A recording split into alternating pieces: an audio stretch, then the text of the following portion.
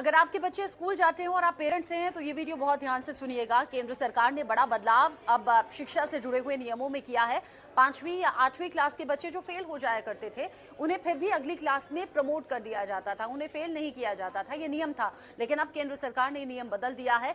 5वीं और 8वीं क्लास के बच्चे अगर फेल हो जाते हैं तो अगली क्लास में प्रमोट नहीं किए जाएंगे। अब आप सोचेंगे फेल हो गए तो क्या फेल ही हो गए? नहीं, ऐसा नहीं है। अगर 5वीं या 8वीं क्लास में आपका बच्चा फेल हो जाता है तो 2 महीने बाद बच्चे के पास फिर से मौका मिलेगा कि वो दोबारा एग्जाम दे सकता है। अब दोबारा एग्जाम में पास हो जाता है तब तो अगली क्लास में चला ही जाएगा, लेकिन दोबारा एग्जाम देने में भी बच्चा अगर फेल हो जाता है तो फिर उसे दोबारा से 5वीं में है तो 5वीं क्लास, 8वीं में है तो 8वीं क्लास दोबारा से पढ़नी पड़ेगी और दोबारा से एग्जाम देने होंगे। क्लियर होता है तो फिर अगली क्लास में वो जाएगा।